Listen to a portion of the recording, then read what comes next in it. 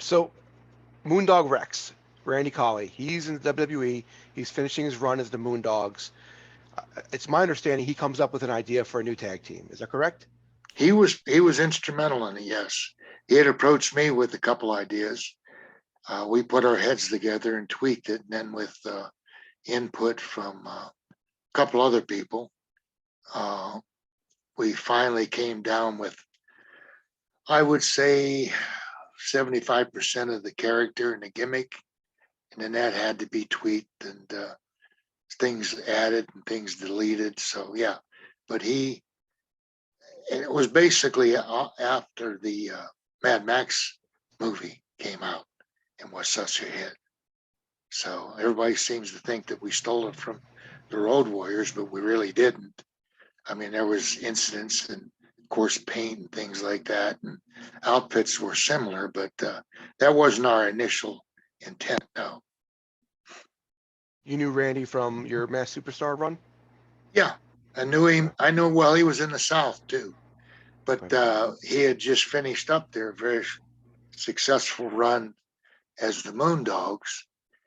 And I think that was probably one of the things that was a hindrance to him, because when we first went out the first night, and I think it was in either Hershey or Allentown, I might have them backwards. Nobody knew who I was, of course, because they didn't have a reference. The only last time I was there was with a mask, but they recognized Randy immediately.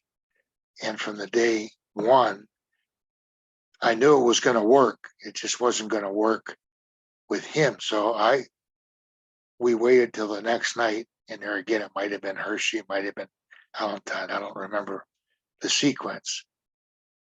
Everybody oohed and awed about the gimmick and the presentation, but everybody knew who it was. Moondog, Moondog, Moondog. And when we went back to the dressing room, I told him, I said, this gimmick's really going to work. And I was already scheduled to go back to Japan.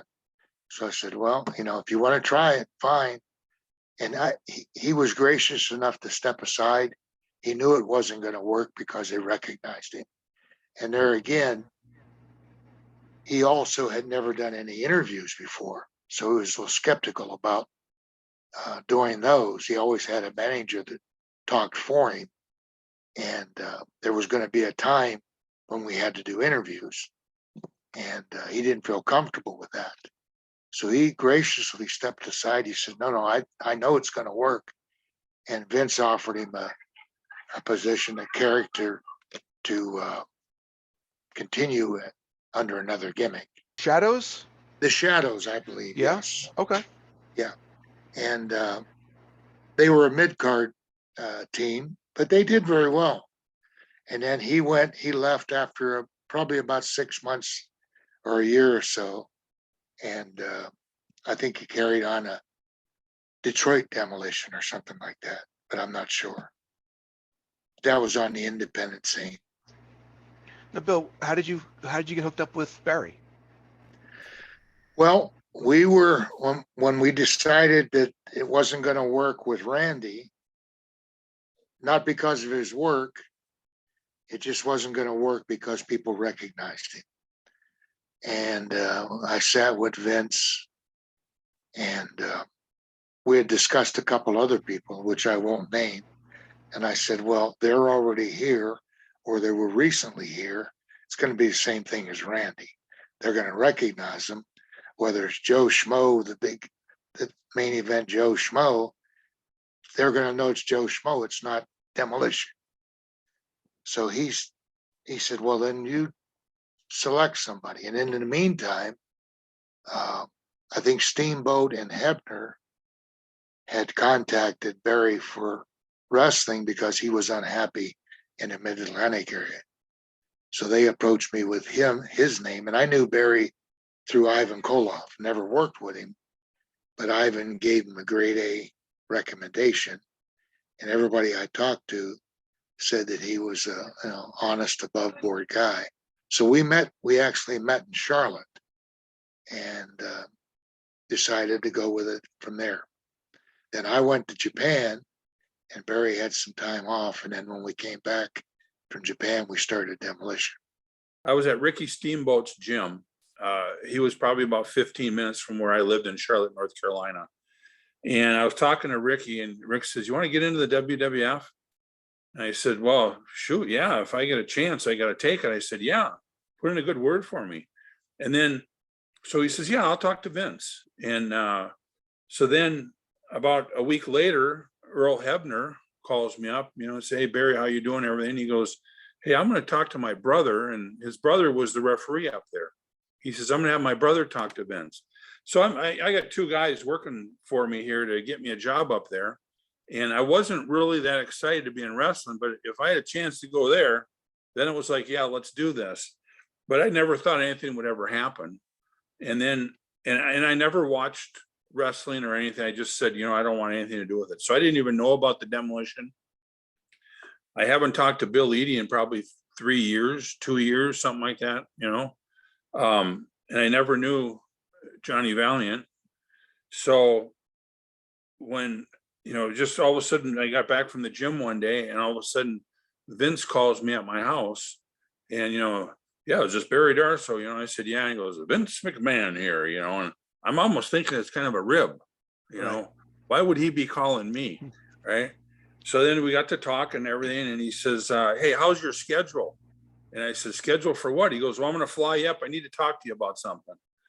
And I'm thinking to myself, I'm kind of biting my lip, and I said, "Well, let me check my schedule and make sure I'm not anywhere." I had nowhere to go. Right. So about 30 seconds comes back. I said, "Well, Vince, I'm pretty free this week." He goes, "Well, good, because I got a ticket waiting for you tomorrow morning. There'll be a limo picking you up, and I'll meet you at the office tomorrow at 1:00. So boom, there it is. I'm like, holy cow, does this happen fast? And this was like a month after I left Crockett. So that's how I got that phone call. Pretty neat one, huh? It was for Demolition. For Demolition. Yeah. Yeah. So you want me to finish the story that goes along with that? Yes, sir. Definitely. So and I didn't know anybody up there. And, being in Crockett's territory and Mid-South Wrestling and Florida Championship Wrestling, that was all the NWA guys, Ric Flair, Dusty Rhodes, Junkyard Dog, Jim Duggan, all these guys, Terry Taylor, Rock and Roll Express, that group of guys. So I didn't know anybody that was up there. But in the meantime, Junkyard Dog went up there and Jim Duggan went up there when I was in Crockett's territory. So then I thought, well, I'm going to know a couple of the guys. So I go up to the office and I meet Terry Garvin and Pat Patterson, and they're talking to me about kind of, what the territory is like and all that stuff. And then Vince comes in and I meet Vince and we talked for probably a half hour. And then they pulled up this little booklet that had all these different pictures in it of what the Demolition will look like. So they made me sign a non-compete that I couldn't tell anybody about this or take those ideas out of there. So they had one that they really liked, and that was the look that Bill and I had with the mask and the spikes and the hands and the pants with the spikes. And I looked at it and I went, I love that thing. So he says, "So you would want to do that?" And I said, "Well, who's going to be my partner?" And he says, "Well, it would be Bill Eadie, but I need to talk to Bill Eadie to make sure that he's okay with you." And that's when he asked me if I ever met Bill before. And I said, "Yeah, I met him in Atlanta a couple of years ago, and great guy." So anyways, he says, "Well, I'm going to get back to you then." So about 2 weeks went by and I thought, well, they're going to blow me off now. They, forget who I am. That was my meeting.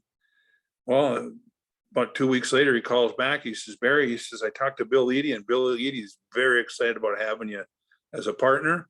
We want to sign you to a contract." And I told him, I said, "Vince, the only thing," I said, "I need time off." I said, "That's why I quit Crockett and, other things. But I said, I need about 6 months off. I need to get my body right and train and work out hard and just get my mind right." And so he says, "Okay, I'm going to sign you to a contract. I'll pay you for 4 months.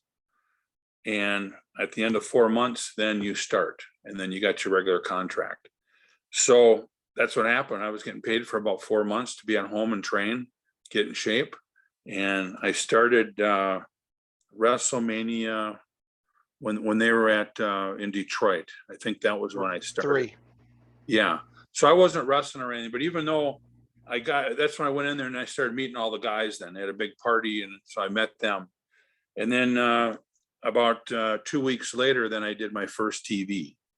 And when I went in there for TV, you know, first guys I meet, you know, is Hulk Hogan, Andre the Giant, Paul Orndorff, Jimmy Superfly Snuka, you know, all these guys. I'm kind of like, holy shit, you know, this is the big time here, you know.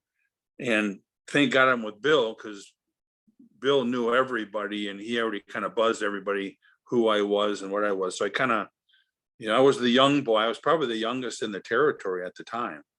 And I think I was just turned 25 years old. Wow. So, you know, and what an honor to be there, because back then you had to know how to work to be in that territory. It wasn't like, you know, hey, let's just bring this guy up and try him out. I mean, you had to know what was going on. So it was good for my head to be in there with all these guys. And I think I fit right in right away. So that was kind of the story of getting there. And it was pretty neat.